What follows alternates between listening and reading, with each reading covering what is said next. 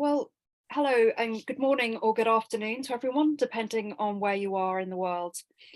Welcome to this seminar, which we have convened to commemorate the first anniversary of Russia's invasion of Ukraine. We're due to be joined by a Dominican friar from Ukraine, and we're hoping that he'll be able to join us at some point. However, we are blessed to be joined here today by three academics, all of whom have made significant contributions to our understanding of conflict and peace within Catholic ethics. The running order is going to be as follows. We'll start with Dr. Laurie Johnson, who is a professor of theology at Emmanuel College in Boston. She also serves as the executive vice president of the Sant'Egidio Foundation for Peace and Dialogue and is on the steering committee for the Catholic Peacebuilding Network. She will be followed by Dr. Tobias Winwright, who is Professor of Moral Theology at St. Patrick's Pontifical University in Maynooth, Ireland. He is also an associate member of our organisation here, the Casas Institute for Social Justice at Blackfriars Hall, Oxford. Among his publications are After the Smoke Clears, The Just War Tradition and Post-War Justice with Mark Allam, and originally published by Orbis in 2010, reprinted last year by, I can never pronounce this one, Wittgenstock, and co-edited, and he recently co-edited with Laurie Johnson, Can War Be Just in the 21st Century? Ethicists Engage the Tradition, which again was published by Orbis in 2015. Finally, we'll have Dr. William Kavanagh, who is a professor of Catholic Studies and director of the Center for World Catholicism and Intercultural Theology at DePaul University in Chicago. His degrees are from Notre Dame, Cambridge, and Duke universities. He is the author of 9 books, including the highly renowned Torture and Eucharist and The Myth of Religious Violence. His works have been published into 14 languages. So I'm very glad to welcome the three of you here, and I hope that Petra will be able to join us at some point. So I'm going to now hand over to Laurie, who's going to share some of her thoughts with you. Before I do that though, could I please ask that if any questions occur to you, that you put them in the Q&A box and we will answer them using the allow to talk button after our speakers have made their contributions. So Laurie, over to you. Thank you. Thank you so much, Maria. I do hope that we will get to hear from Father Petro too, or Brother Petro, I guess, because so much of what is on all of our minds as we approach this year anniversary is the tragedy and the suffering that we have witnessed in Ukraine. And it's a reminder of what the popes have been saying over and over again, that war is always a defeat for humanity. And so bringing a swift end to the violence is urgent, and especially urgent because of the way it affects the most weak, vulnerable, the sick, the elderly, children who've had to flee. All of these forms of suffering give us just a sense of urgency that I think we've also heard often in the way Pope Francis speaks about the invasion of Ukraine, this sense of urgency to find an end to the violence. The same kind of urgency I think we've seen him show in a number of different contexts, even going so far as to kneel down and kiss the feet of some people engaged in violence in South Sudan as a way of expressing this urgent desire. But our topic today is Catholic social teaching in light of the invasion of Ukraine. And so I wanted to start by setting a little bit of context for some of the changes I think we are seeing in Catholic social teaching about war and peace. And one of the developments I've observed is an increasingly sophisticated understanding of the nature of conflict. And you see this in several different ways. One of them is in the whole conversation about peace building, which peace building is rooted in the understanding that conflict is not something that just takes place at very high political levels of society. And so bringing an end to conflict requires building peace at all levels of society, not just the political level. And so it depends on all of us as well. And I was just talking with Maria the other day about a phrase that Cardinal Zuppi used that I really appreciated about this. He said in a homily that Christians are called to create zones of ceasefire around ourselves as a way of hopefully having that zone spill over into a broader ceasefire. So in that sense, it's something that depends on each one of us. I also see a deeper understanding of conflict at play in the growing emphasis on the possibilities of nonviolence. So nonviolent resistance or civil resistance, these are also forms of conflict, but it's conflict that plays out in perhaps a very different way, often with less violence. Not always, but hopefully. Pope Francis has called nonviolence a style of politics for peace in one of his World Day of Peace messages. And this recognition of the possibility of creating better forms of conflict that remain nonviolent is very, very important. Unfortunately, I think Russia's invasion of Ukraine has also been a painful reminder of the limits of what nonviolent resistance can accomplish, which doesn't mean it should be abandoned, though. Another development in the understanding of conflict is something that I think comes through very clearly in Fratelli Tutti. There's been an emphasis in Catholic social teaching on looking at root causes of conflict, like economic injustice, human rights violations, the legacy of colonialism. But Fratelli Tutti calls our attention to another one, which is the sense that identity, especially communal identity, can be a really powerful conflict driver in certain circumstances, including in Russia's invasion right now. So if I construct my identity or my communal or national identity in a way that is exclusive, exclusionary, then I will see enemies all around me, everywhere I look. If I construct my identity in a way that is inclusive, when I look around me, I will still see difference, but it might not be a threat. It might be challenging, but it can also be a resource. And Pope Francis has been very articulate about how diversity can be a source of fruitfulness and learning. So what we see in Russia's invasion is a leader, Putin, who has claimed an exclusive right to define Russian national identity in a way that completely subsumes Ukrainian identity.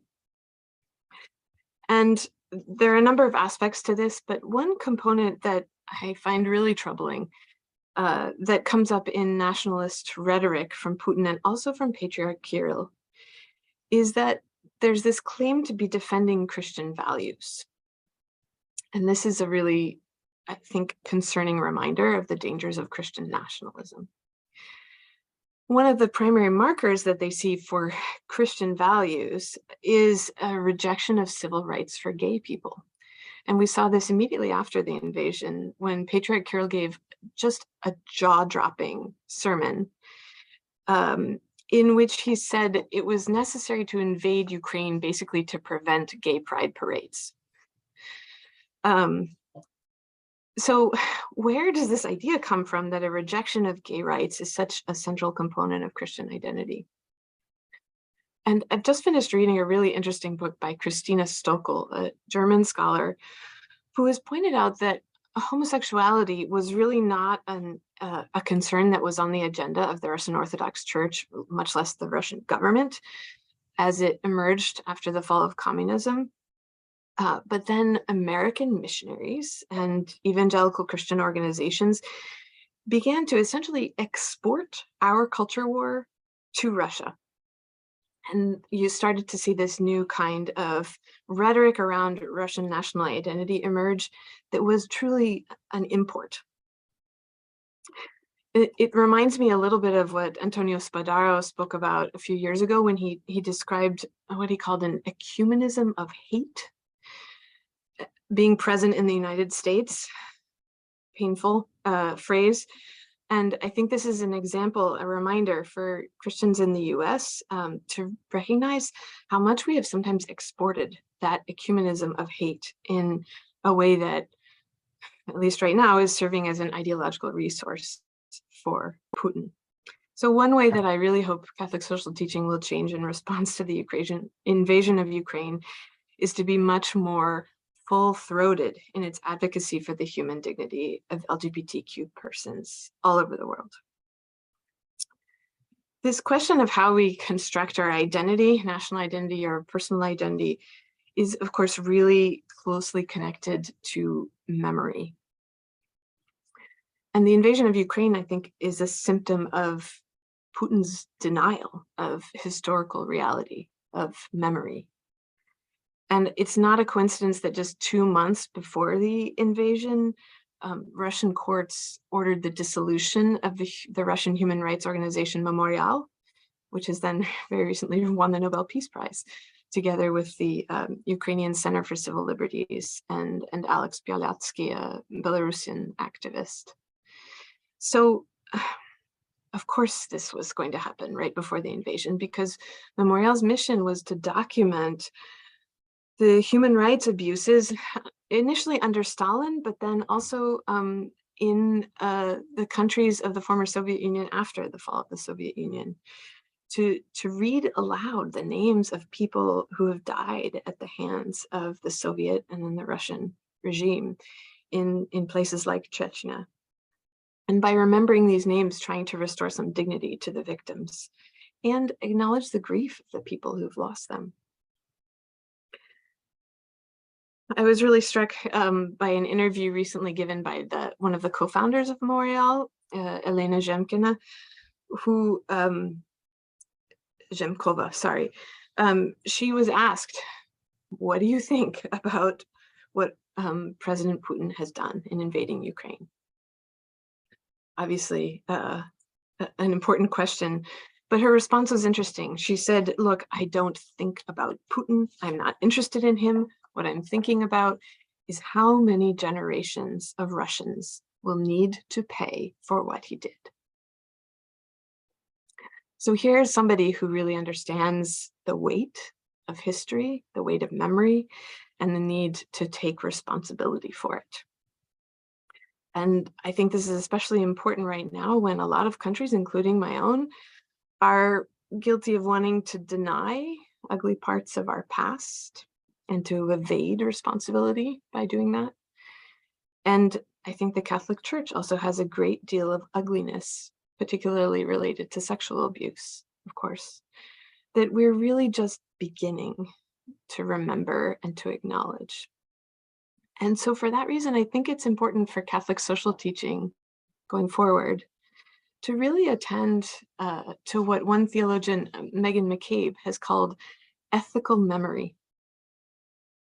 So beyond just peace and just war, I think we need to begin to talk about just memory and how that's something that each one of us can take responsibility for.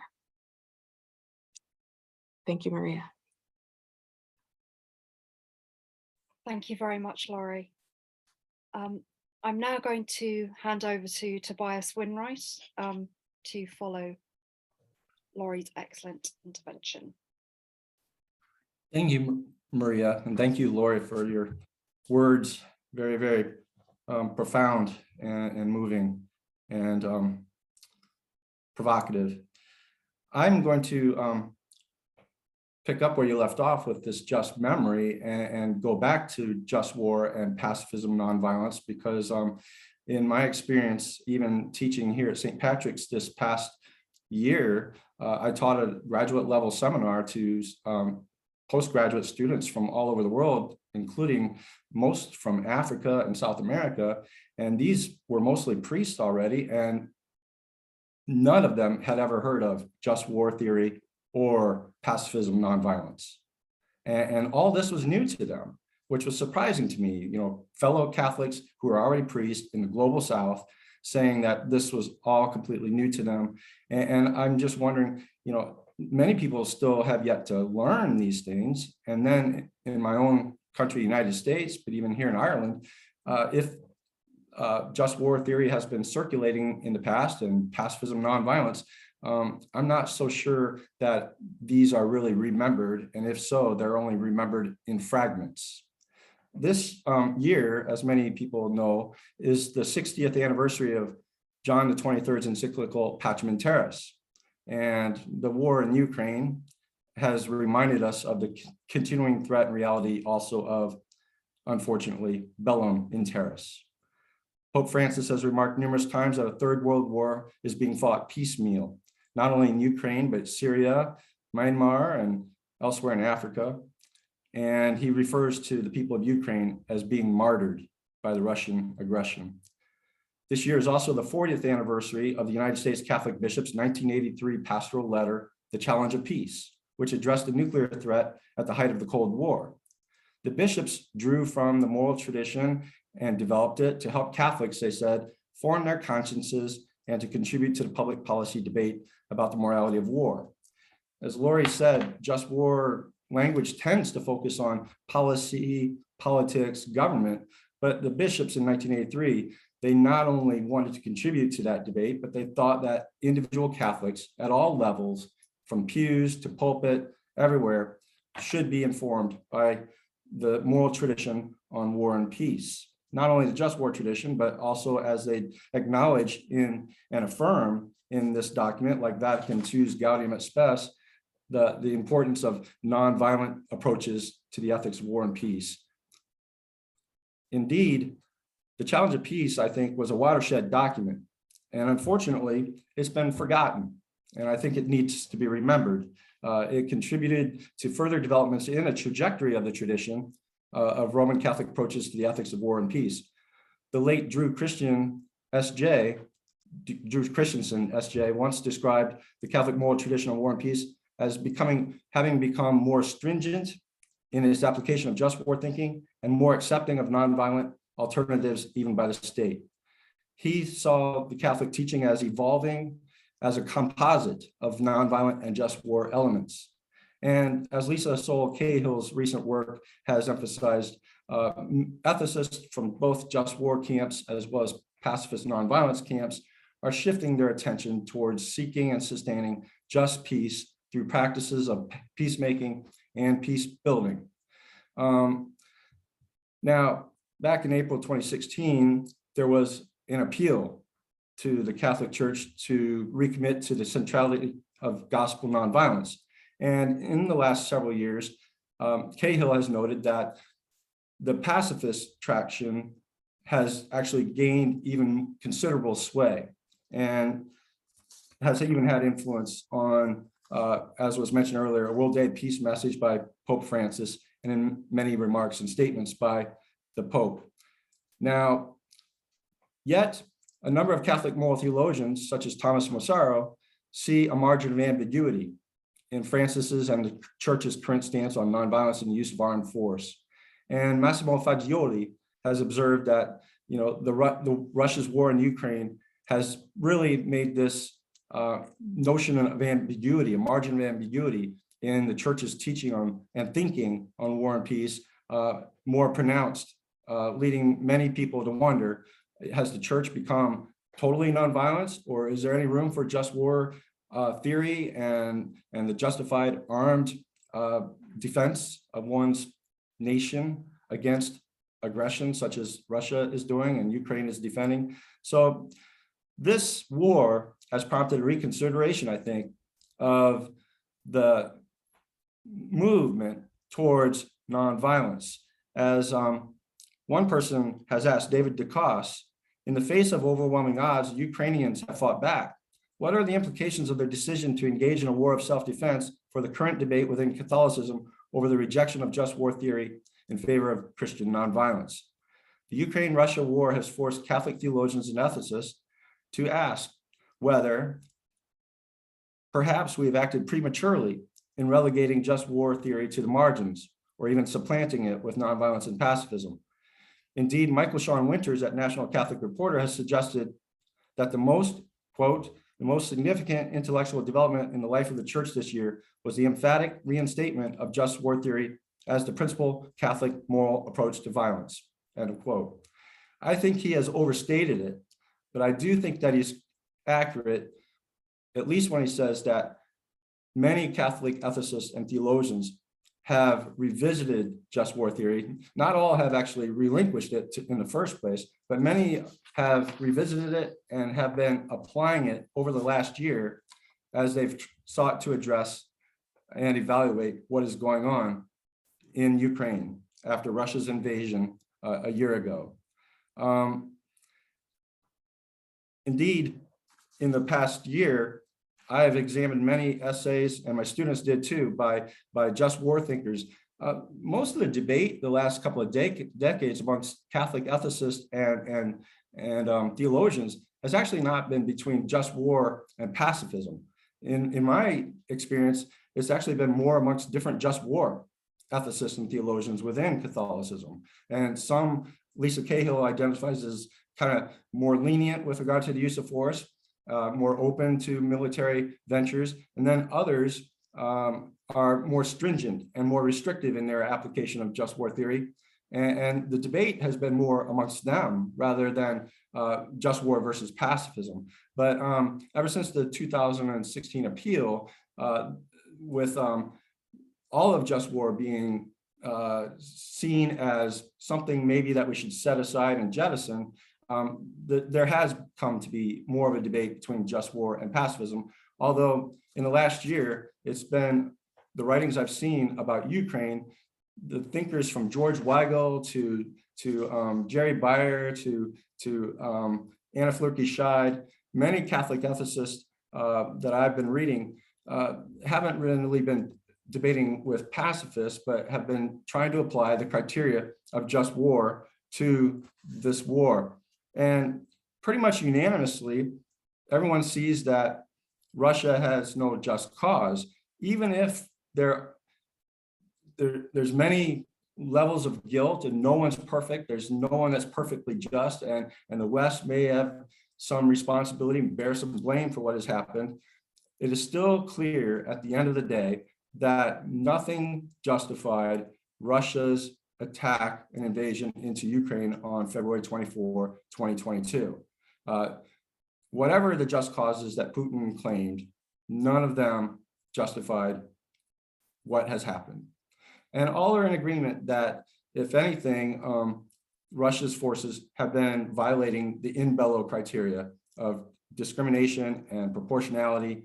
The indiscriminate attacks against civilians and the infrastructure are clear violations of just war criteria. So both jus ad bellum, jus in bello, but even jus post bellum, many ethicists have been writing about, all right, what do we do when there is a negotiated peace? How can there be a just and lasting peace to follow this, so that the right intent of just peace for all will be indeed sustained? Many writers have been focusing on that as well. Now, I'll just note too that many ethicists from a more nonviolent just peace perspective have been writing too about all of the unarmed, nonviolent approaches to resisting Russian aggression. So both are going on at the same time, and many people are writing on both. And for me, going back to the challenge of peace, I think that maybe this is an opportune time for us to remember some of what it taught 40 years ago. Roger Bergman at Creighton University believed that challenge of peace embraced a hopeful but realistic eschatology that takes nonviolence seriously and teaches a strict interpretation of just war tradition, a richness that he says is missing from the appeal of 2016. He thinks the bishops got it right, that we should simultaneously develop strategies of nonviolence and hold to a strict understanding when war can be justified and when it cannot. But we should not jettison the tradition until it is genuinely obsolete. I agree with that assessment.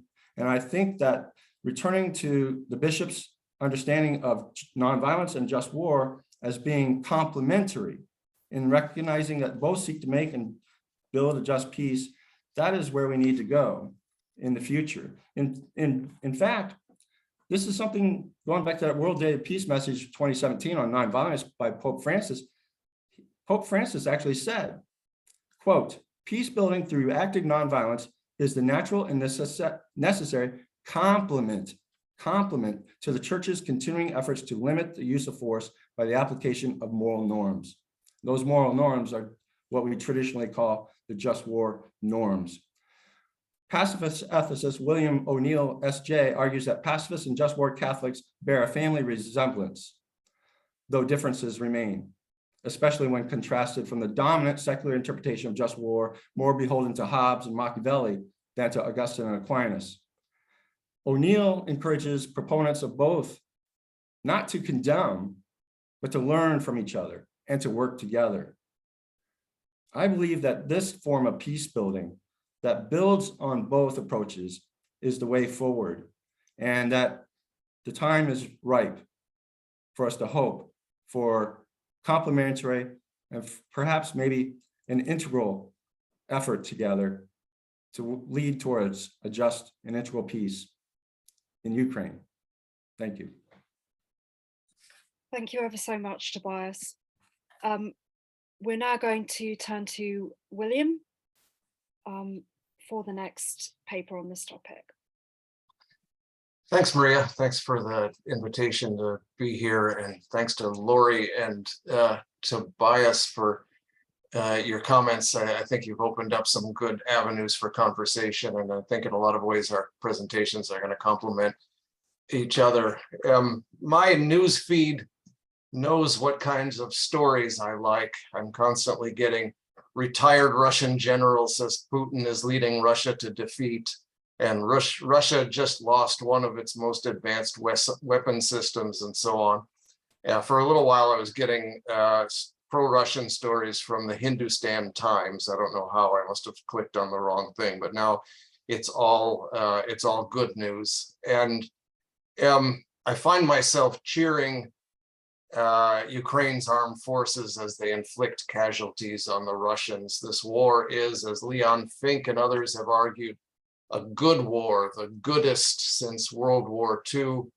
The military defense of Ukraine seems to fit all of the traditional Catholic just war criteria. The lines are so clearly drawn between the aggressor and the smaller, freer nation that was attacked that the war has captured our attention in the West. And if you add the Ukrainians' plucky defense against the odds, the war has all of the elements of must-see TV. And I'm confessing that this attitude is not good for my soul. As the casualties mount on both sides, I'm increasingly troubled by the good war narrative, not because I have any sympathy at all for the Russian version of events. This is clearly an unprovoked war of aggression, prosecuted with criminal brutality against soldiers and civilians alike. But as a Christian, I think lament rather than cheerleading should be our first response to the war in Ukraine. So what I'm going to talk about for 10 minutes is mostly the way that we Christians imagine the war. And I'm going to look at some factors that complicate the narrative of a good war and call for a response from Catholic social teaching. So the first complication is the disproportionate nature of the West's response to the invasion of Ukraine when compared to conflicts elsewhere. The Catholic just war criterion of proportionality is usually restricted to the consideration of whether the means used are proportional to the ends sought. But I think a Catholic approach should also call into question the proportionality of our response to other conflicts going on in the world. The suffering of millions of Ukrainians has rightly attracted our empathy, but the Russians have been shelling Syrian civilians for years with barely a shrug for most of us in the West. In September of 2018, the head of the Kremlin's Parliamentary Defense Committee announced that in the first 3 years of backing the Assad regime, Russia had killed 85,000 people in Syria. Since the invasion of Ukraine began a year ago, Europe has accepted an estimated 4 times as many Ukrainian refugees as Syrian refugees in the 10 years since the Syrian civil war began. The United States has fast-tracked refugee status for Ukrainian citizens, while others from places like Congo wait. Congo has seen the bloodiest conflict in the world since World War II, with casualties dwarfing those of the Syrian and Ukrainian conflicts combined, but Congo never appears in my newsfeed. It's hard to escape the conclusion that the good war narrative is unavailable to places where people are less like us, places where the majority is Muslim or Black. The just war criterion of right intention prohibits going to war for self-interest, but I think it could be expanded to critique the ways in which self-regard more generally skews the way we get involved in some wars and ignore others. So following the invasion last year, there appeared a smattering of articles in the Western press asking why the attention paid to Ukraine was so disproportionate, but I haven't seen any of those recently. Africans, meanwhile, seem not to have forgotten. Russia enjoys significant support in Africa, in part because Russia is seen as an alternative to Western neocolonialism. For us, the West are the good guys and the Russians are the bad guys, but for much of the rest of the world, things are more complicated. The US has poured arms into many places in Africa, Central America, and the Middle East, leaving devastation and chaos as our legacy. And I think we should pause before concluding that pouring arms into Ukraine can somehow be innocent of such moral taint. The second complicating factor for the good war narrative is the rise of Ukrainian nationalism, which is applauded in the West as a way to counter Russia's attempt to erase Ukrainian culture. And I fully sympathize with the effort to resist Russian cultural imperialism, but I worry that one of the casualties of the war will be the pre-war Ukraine's openness to creating a multi-ethnic, multilingual democracy without the kind of militant nationalism that has been a scourge in so many places, not least in Russia. It is true, of course, that not all nationalisms are the same, and the hardening of Ukrainian nationalism is an understandable reaction to a mortal threat, but nevertheless, nationalism in its Russian form was the principal cause of the invasion of Ukraine, and I'm not convinced that nationalism is something that the world needs more of. The Catechism of the Catholic Church recognizes the division of humanity into nations as a check on the pride of Babel, but it says that, quote, the idolatry of the nation and its rulers constantly threaten this provisional economy with the perversion of paganism, end quote. So the just war criterion of legitimate authority, I think, is challenged by seeing the division of the world into nations as a provisional economy. Nation states, in other words, do not have absolute value, and all are challenged by the call to Catholicity, which promotes the unity of the whole undivided human race.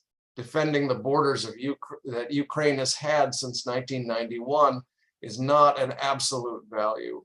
One of the darker impulses of nationalism is to survey the horrific carnage unleashed, to defend borders, and to declare it worth it. Which brings me to the third and weightiest reason to question the good war narrative, and that is that there is no such thing as a good war. Each Russian soldier sent back to his home village in a body bag is not a victory for the good side, but a wound in the heart of God. I'm in no position, of course, to tell Ukrainians how to respond to the invasion. But as a Catholic, I must lament the slaughter on both sides. The Ukrainian children killed by Russian missiles, as well as the Russian teenagers used as cannon fodder. Pope Francis has been criticized for not coming more firmly to Ukraine's defense, but he's trying to do something more difficult, to respond to the invasion as a follower of Jesus Christ. So whatever else it is, the war is a massive failure by Christians on all sides to imagine the world as Christ would. Christ asks us to love our enemies, to respond to an excess of evil with an excess of love, but we rarely ask what that might look like. We tend to rely instead on just war criteria to give a vaguely Christian sanction to whatever the military was going to do anyway. But the just war tradition, at its best, I think, recognizes the primacy of nonviolence, by demanding that a stringent moral test be passed before violence can be used. So violence is always the last resort in recognition of failure, and nonviolence should be the first resort. And in fact, there have been many examples of active nonviolent resistance in Ukraine. A report from October identified 235 acts of nonviolent resistance just in the period from February to June of last year. Such acts include farmers refusing to sell grain to Russian soldiers, firefighters refusing to join Russian departments, nonviolent protection of local officials and school directors, setting up alternative governments, engaging Russian civil society with anti-war messaging, and so on. The report found that nonviolent resistance has protected civilians, strengthened local government and community resistance while hindering the military and political goals of the Russian authorities, and undermined the Russian narrative about the war. Nonviolent activists say they would like their stories to be heard in the West and would like to be supported with as much enthusiasm and resources as violent resistance has generated. So no one knows yet how this war will turn out. To those whose homes and lives have been destroyed, will we ever be able to face them and say it was worth it? We easily acknowledge the right to defense as a justification for using violent means, but Eli McCarthy has emphasized the right to life as an alternative lens for viewing this conflict. Right to life shifts the definition of success. Avoiding carnage might question the priority we give to defending borders. We might then consider nonviolent civilian defense, non-cooperation, diplomacy, peaceful protest as strategies for making Ukraine ungovernable by the Russians.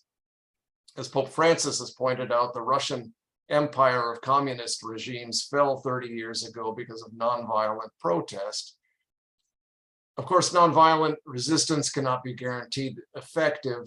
As Pope Benedict said, quote, "For Christians, nonviolence is not merely tactical behavior, but a person's way of being.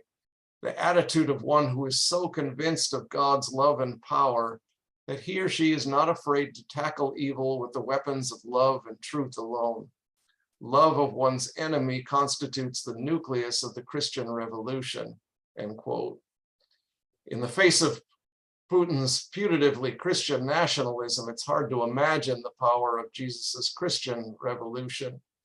But I think that's what we're called to do. So my point is not to tell Ukrainians what to do, but to allow our imaginations to be captivated by those Ukrainians who know firsthand that there is no good war and who try to seek and try something else.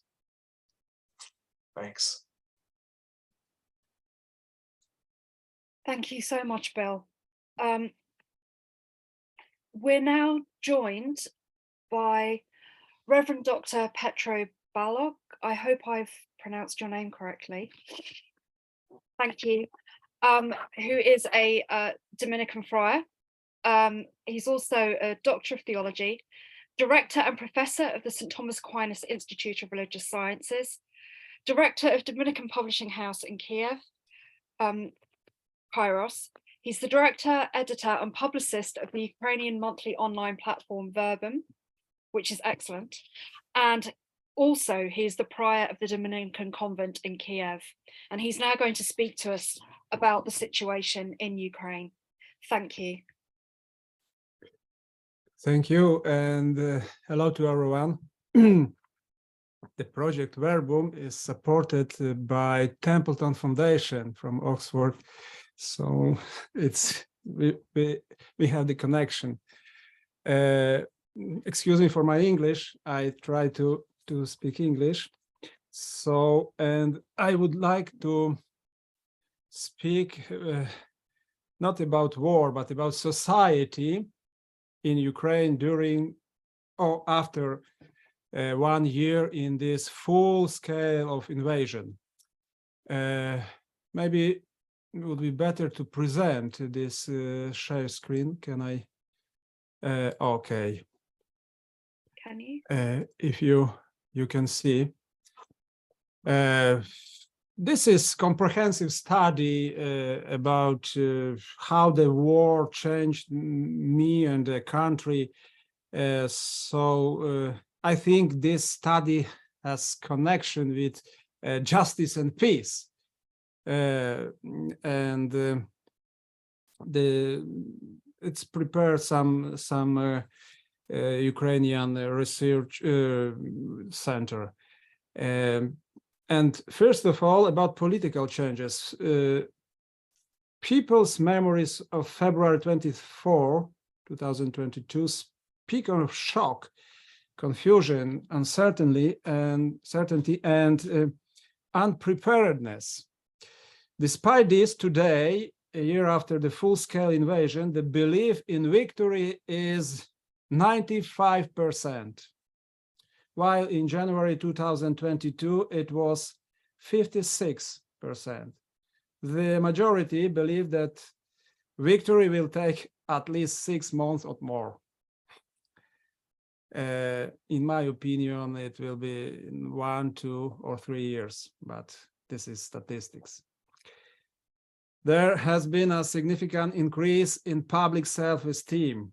The majority of respondents rated Ukraine's position as above average. 2/3 of respondents rated Ukrainians' future prospects at the highest level.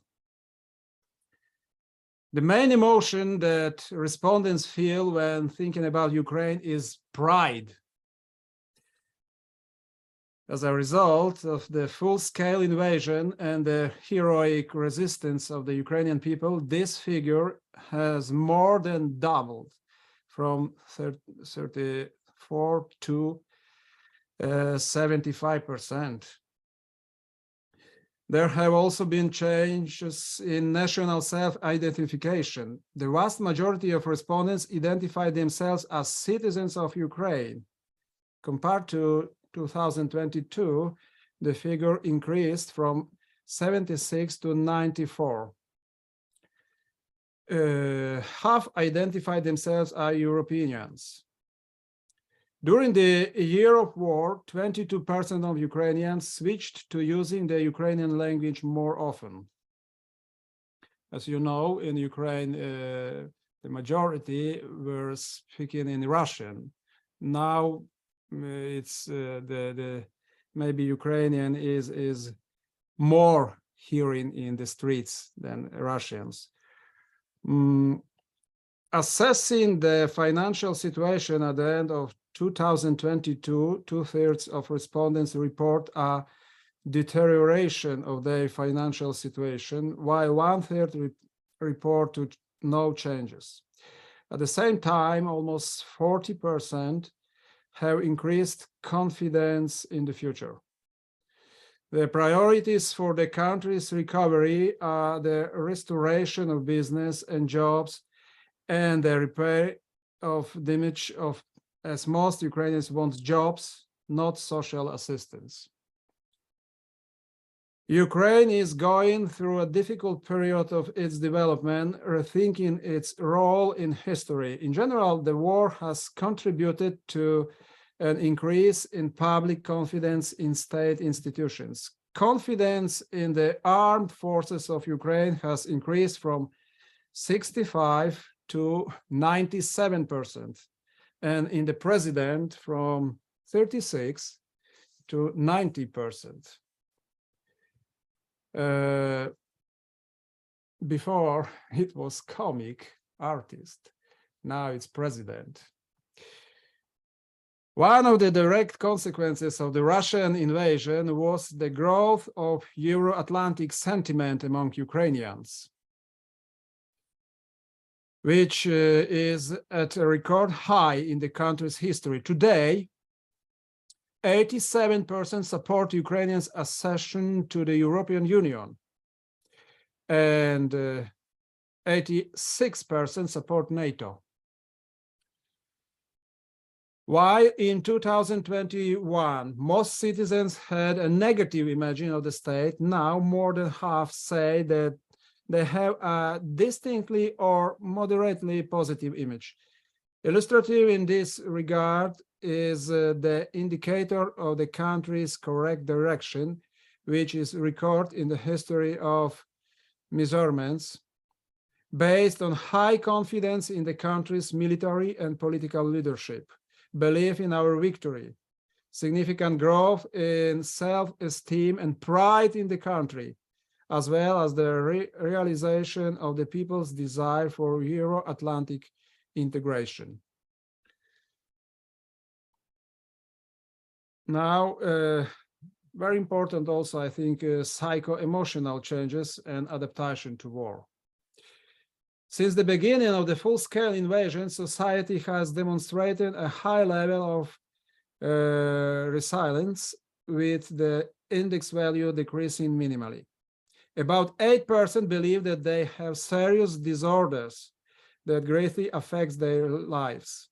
Another third have moderate disorders. The planning horizon is an important indicator of adaptation, and it has not changed significantly. 45% currently do not plan their lives at all. The number of those who have plans for several years ahead has decreased from 23 to 19.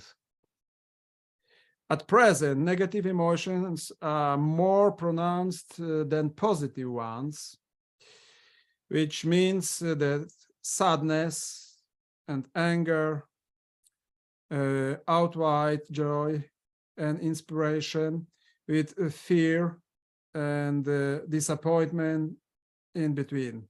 And the most pronounced are excitement and interest, which are neither ambiguously positive nor negative. It depends on the context.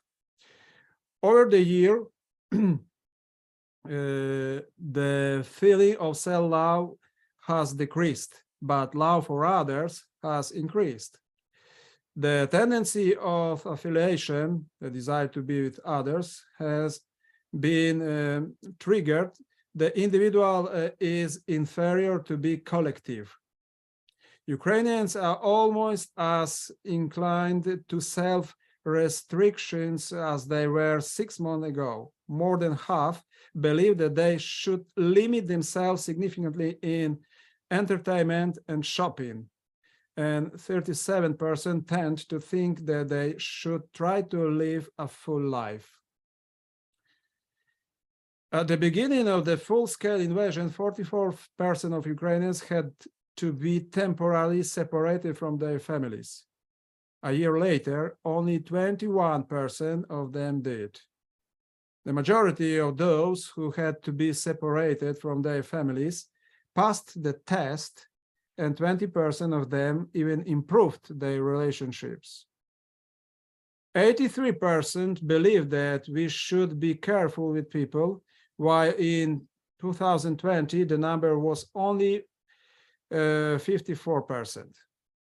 Here we should be careful.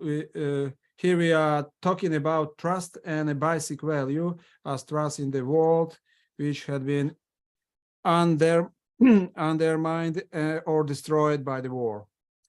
This is especially true of strangers or those who have become such and seemed close. Attitudes toward people who have left are ambiguous.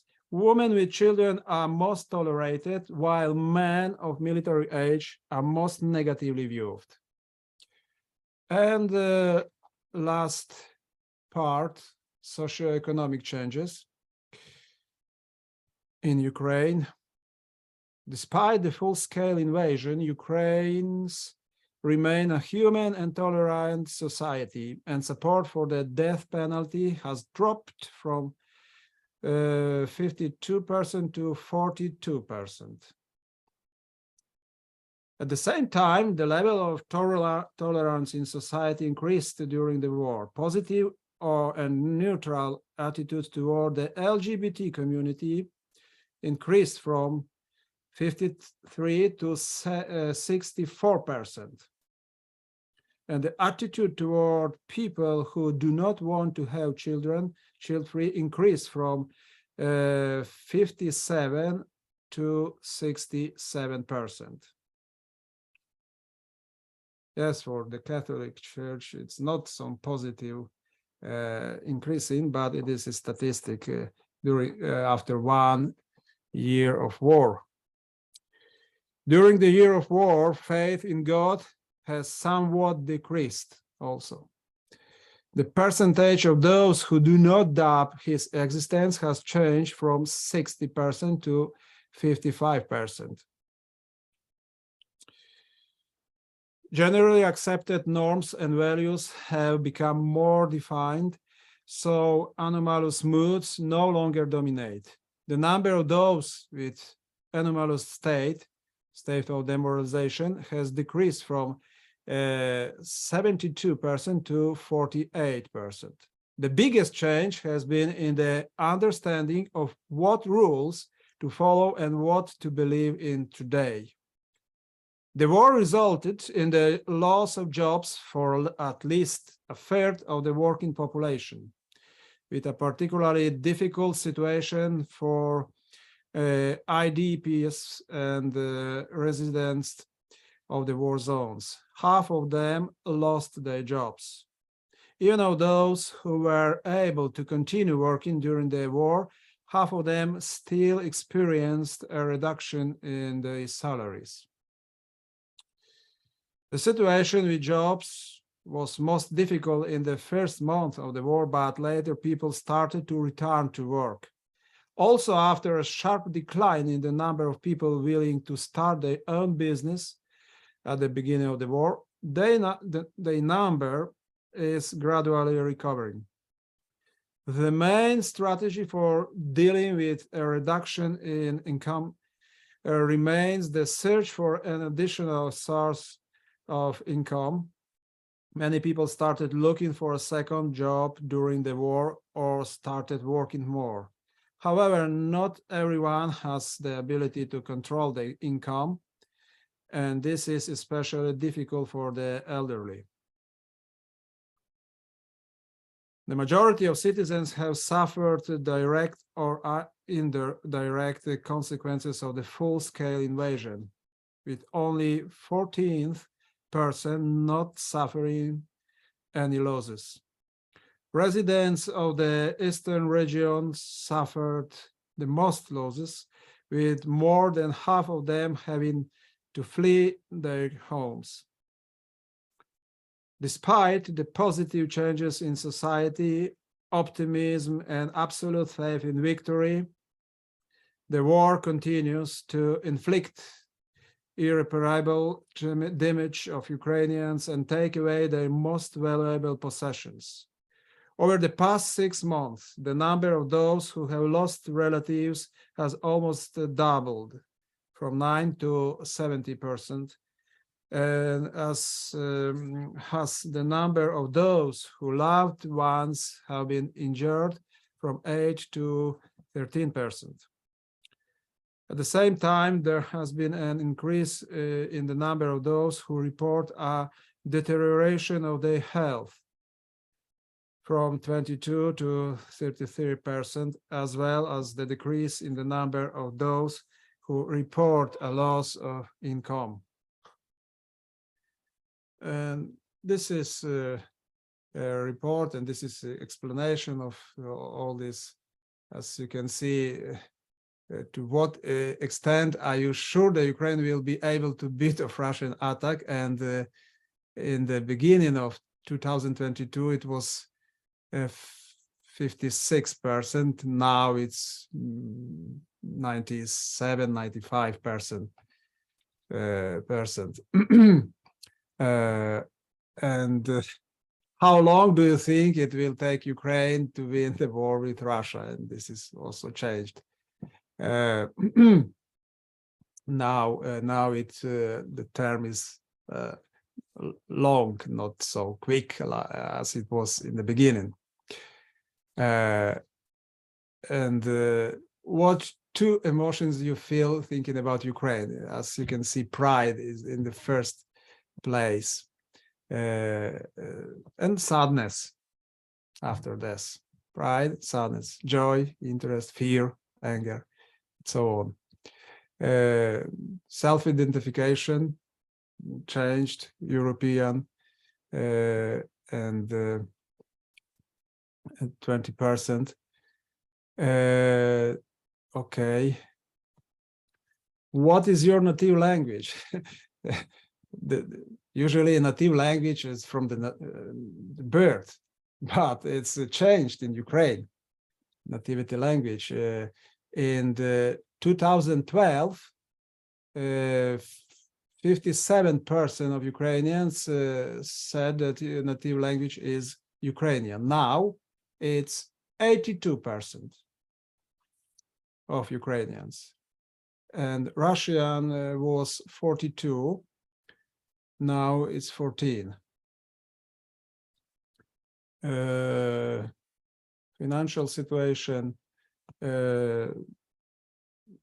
okay. And this is about trust. The army is in the first place. This is about foreign policy moods. 10 years ago, in 2013, 49% wanted to join European Union. Now it's 90, 87, and so on. The same in the joining to NATO. Was 40% 9 years ago. Now it's 86%. This is the friendly country for us, think Ukrainians. In the first place, Poland. For more Ukrainians, Lithuania, Great Britain, USA, and the last place, as you can see, Russia, Belarus, Hungary, unfortunately. Attitude towards Russian, it's also changed from 2018. Cold was 23 and warm 47. Now cold attitude is 81 and warm 3%. And similar towards Belarusians. Yeah. In your opinion, it's very important. It's possible to restore friendly relations between Ukrainians and Russians sometime after the end of the war. No, it's impossible. Now it is 58%. After the beginning of full-scale invasion, it was 64%. Yes, it is possible in several years, 4%. Yes, in 10, 15 years, 11%. Yes, in 20, 30 years, 22%. So it's not so optimistic. Okay, I think it's enough for this presentation. I prepared also about the challenges for the church in times of war, but maybe it will be after, during the questions. Thank you very much, Petro. We already have one question in the Q&A box. Could I remind you to put your questions in the Q&A box? And we'll start with the first question, and hopefully we'll come back to the challenge for the churches in Ukraine at some point during the questions. We've got about 20 minutes for questions, and then we're going to end with a prayer led by Brother Petro. So, Robert Moore, are there any moral theologians expressing the view that Ukraine was mistaken under just war criteria in resisting the unjust invasion militarily? It would seem the criteria of last resort, proportionality, and probability of success were not clearly met at the time Ukraine mounted its military defence, even if the other criteria were. So who would like to start? Sorry, Tobias. I'll have a go with that. Yes, the short answer is yes. There are moral theologians who a year ago in the beginning weeks, asked such questions, not so much about last resort. Many years ago, the Jesuit John Langan from Georgetown, in the context of another war, the question of last resort came up, and he pointed out that actually the country that is defending itself against, as the bullets are flying and the bombs are dropping, they're not, they've already crossed, it's not a last resort for them. It's actually the attacking nation that has violated last resort, not the defending nation. So that nobody's really been writing about that in this case. If they were, like Langan, they might say that Russia did not initiate this war as a last resort, and Ukraine, because bombs were falling and missiles were flying and bullets were being shot, couldn't just, say, wait, let's make sure this is last resort. Now, with regard to the criteria of proportionality and probability of success, there has been more discussion amongst Catholic moral theologians. Proportionality with regard to especially jus ad bellum questions, is embarking on a defensive war going to actually lead to greater evils, or even the provision of arms to Ukraine by the United States and the UK and NATO, is that actually going to escalate things, make things worse, lead to greater evils? And perhaps even this is where moral theologians have brought up the nuclear question. Russia has used the nuclear saber rattling now and then, threatening to resort to those. So that's a question of proportionality. Is armed defense going to make things worse than what they already are? So that has been one thing that moral theologians have been discussing. And definitely there's been debate about probability of success. When the war first started a year ago, many moral theologians were wondering if Ukraine would have any success at all in defending itself against the Russian invasion. And we've been surprised that actually Ukraine has been more successful than what most people anticipated. But Ashley Beck in Great Britain, as well as some others, have asked about probability of success and maybe having that as a break to slow things down, that we need to give serious attention to that. Others, including myself, have revisited Suarez and Vittoria, and they talked about probability of success means reasonable. It doesn't necessarily mean certain. And in the Catholic moral tradition, moral theologians over the centuries have actually disagreed on what level does probability of success require, certainty or a reasonable likelihood. So that definitely has been a bone of contention. Thank you. If I could address that question too. The problem, of course, with probability of success is that it's a guess, and nobody knows except in retrospect, whether this is going to be successful or not. And this is, I think, a really important point, and one of the reasons why I think what Eli McCarthy has talked about in terms of the right to life and not just the right to defense, this is part of where this comes in. If the price that you pay for the defense of borders is carnage and destruction, then don't the people involved also have a kind of right to life, which weighs against the right of defense? And these are very difficult matters, and I am not the person to adjudicate them, but it's a different lens.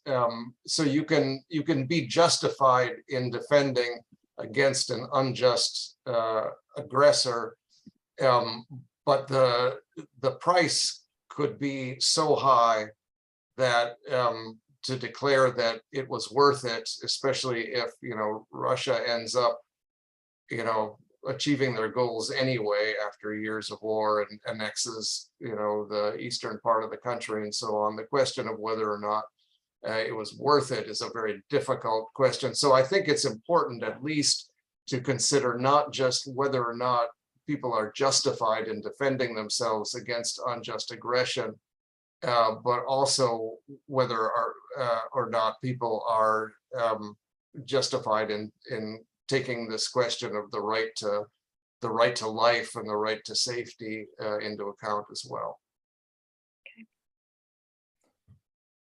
I see that Robert has followed up really quickly about before the invasion, and actually I wrote an article a week or two before the invasion in America Magazine using kind of just peacemaking and use antebellum arguments, calling on the Pope and others to try to intervene before the war started. So yes, it would have been possible at that point, but it didn't happen. So then the bar was moved to, it became a question after the invasion too.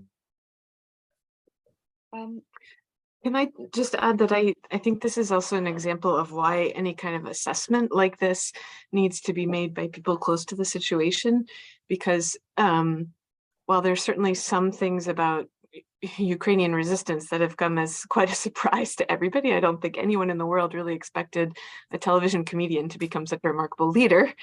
But anybody who knew much about the strength of Ukrainian civil society, I mean, this is a country that has had 2 nonviolent revolutions in the last 20-something years. So in that sense, it's not surprising to see such successful coming together to respond.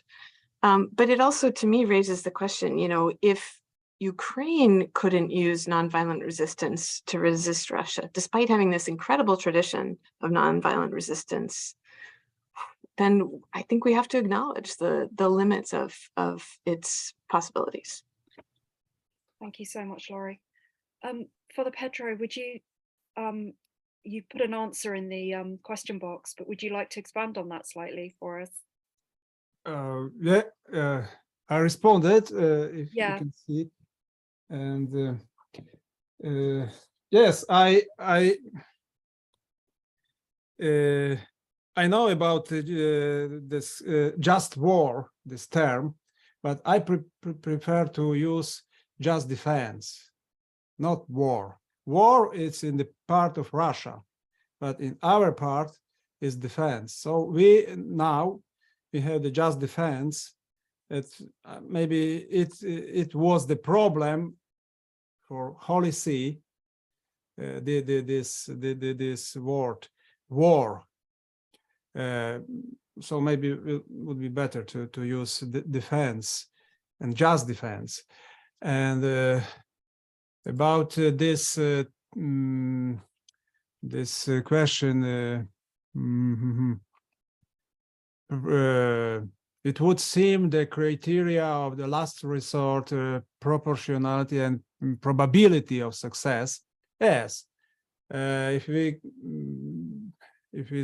can see the number of weapons, the number of missiles, rockets, and tanks, and so on. Yes, Russia has, I don't know, 10 times more than Ukraine. And now, in the beginning of the war, but the war began in 2014. I have this is not in 2022. 3 volumes Chronicle of the War, and so it's 10th year of war. And we continue to defend ourselves at first, and in history, the wars between Russia and Ukraine were continuously, maybe 3 or 4 centuries. It's still the same, still invasion and defense and capture, and now is the same. We defend our independence and and we believed in victory in the beginning of the war. Yes, many people left the country. Many people had this fear and uncertainty. I don't know, but also the majority of Ukrainians believed in victory, defending their country. So I think that this last resort, proportionality, with this beliefs of Ukrainians can be this criteria was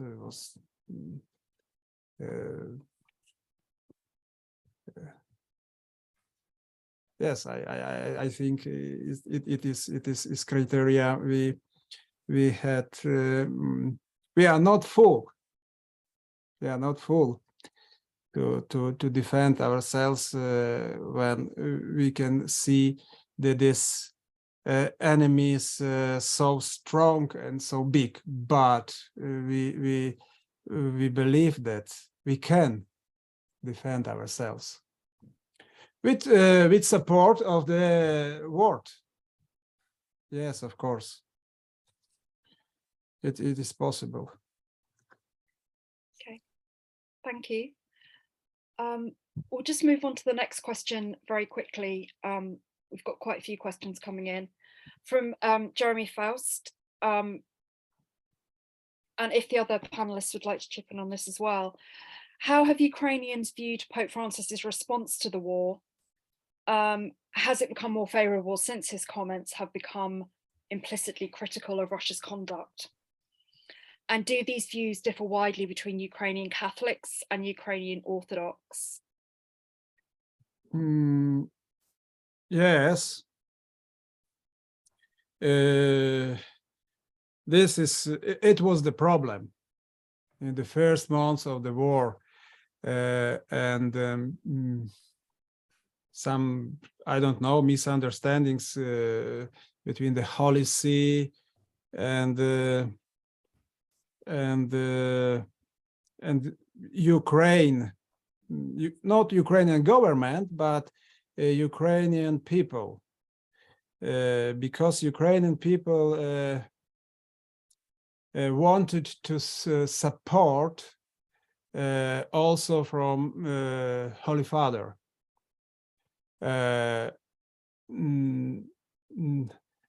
And Orthodox churches, yes, criticize this attitudes of Holy Father in the first month of the war. But after this, some meetings with Ukrainian church leaders from Greek Catholic Church, from Roman Catholic Church, from Protestant churches, and I think that Pope a little changed the opinion about war, and now he spoke about just defense. Yes. So the first months were difficult for us to hear this two people who suffered from Putin, Russians and Ukrainians. It's because we know that people of Russia, the majority of people, support Putin and support this war and this invasion. They don't suffer. They support this crime. But now the situation is changed, and then the Holy See may be more realistic to see this situation in Ukraine. Okay, thank you. So we have a question from Eli McCarthy.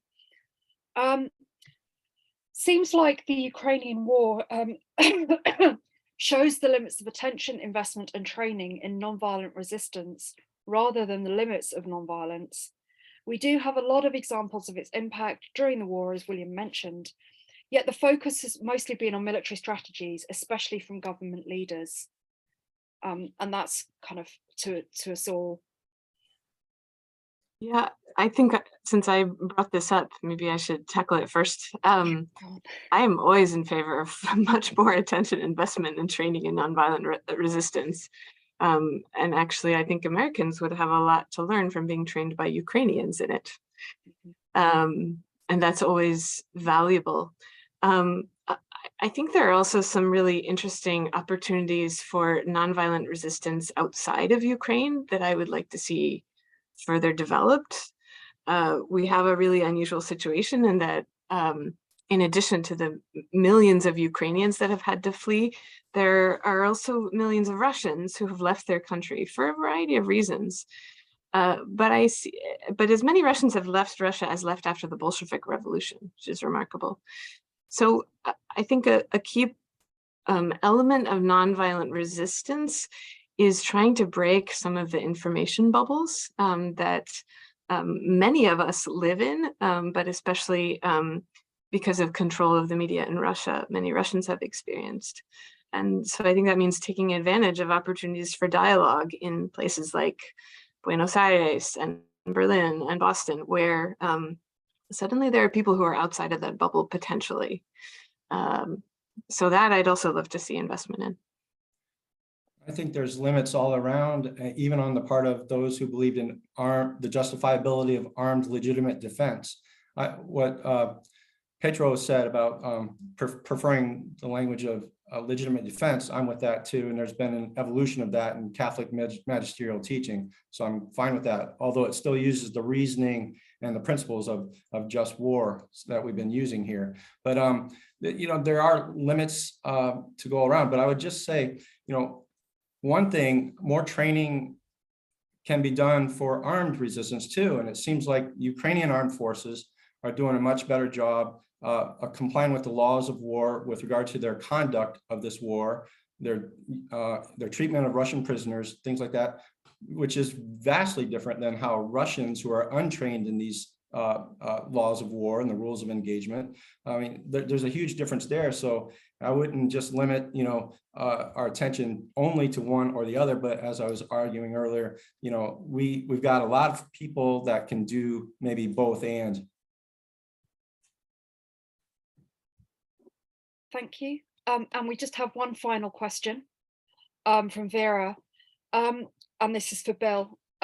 Is the Christian response to spend as much resources, that's time, money, other, on nonviolent resistance than military resistance? Or does any military engagement equal a loss of trust in Christ and his love?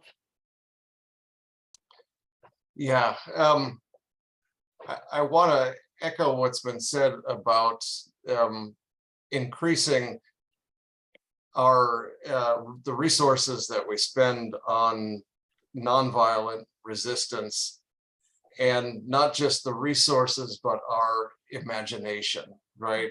We don't even think that this is possible. And I think what Jesus is calling us to, and what Pope Benedict and Pope Francis have been calling us to as well, is an imagination that has expanded beyond only violent defense into a kind of life that can lead to both our own conversion and the conversion of the enemy. Now, does that mean then that I think that anyone who takes up defense violently is being anti-Jesus? What was a loss of trust in Christ and his love? No, I would never make that judgment. I mean, it's clear the just war idea is clearly a part of Catholic teaching, which has not been repudiated. And it's not a matter of saying that people who take up violent resistance are, lacking trust in Jesus and so on. St. Augustine thought it was an act that you take up violent resistance as an act of love in defense of the innocent. And I think that needs to be taken very seriously.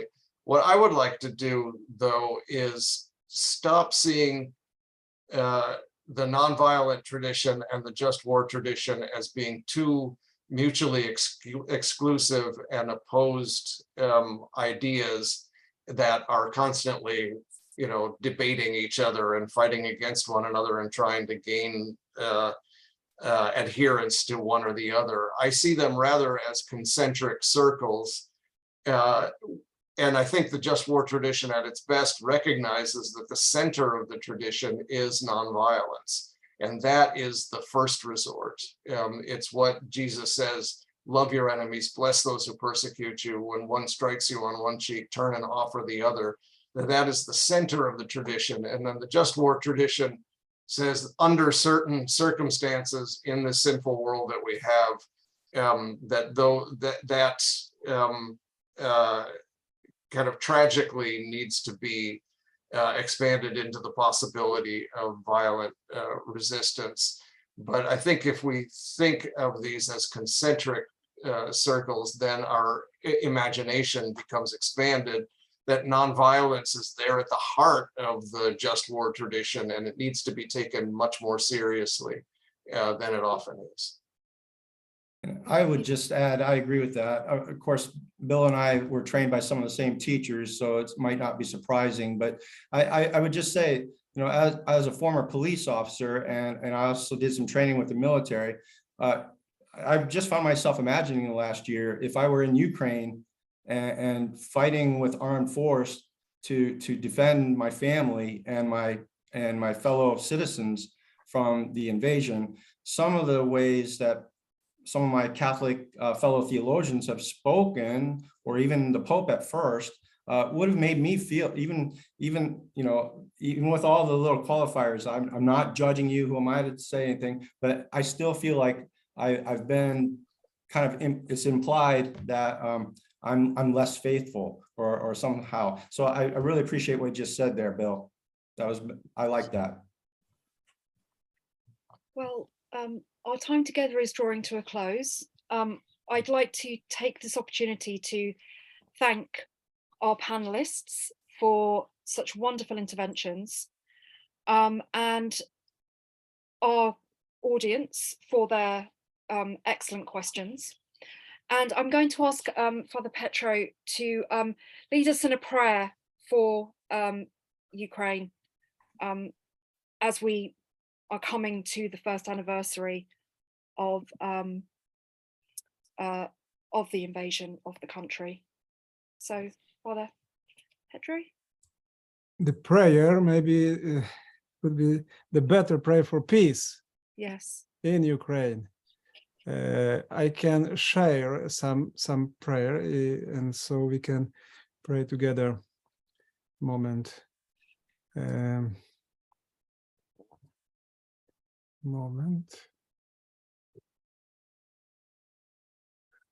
Okay. Heavenly Father, hear our prayer for our brothers and sisters in Ukraine. Lord, we ask for peace for those who need peace, reconciliation for those who need reconciliation, and comfort for all who don't know what tomorrow will bring. Lord, may your kingdom come and your will be done.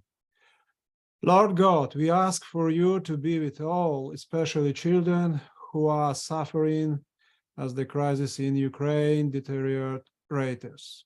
Lord, for those who are anxious and fearful, for those who are bereaved, injured, or who have lost their lives, and for those who have lost loved ones, Lord, hear our prayers. Lord, we ask that decision makers hear your voice, parents protecting their families, church leaders as they support and comfort people. And Lord, we ask for wise actions from global leaders who have the power not only to start wars, but to stop them too. And Father God, we cry out for an end to this crisis, for this war, for mercy, peace, and truth, because you are light, hope, power, and love.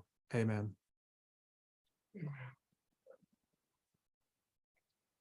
Thank you so much. And thank you to all our panelists. And yes, let us continue to pray for peace in the Ukraine. Okay. Thank you. Okay. Good night or Thank you. good afternoon, everyone. Right. Bye now. Good night. Bye. See you. See you all. Okay.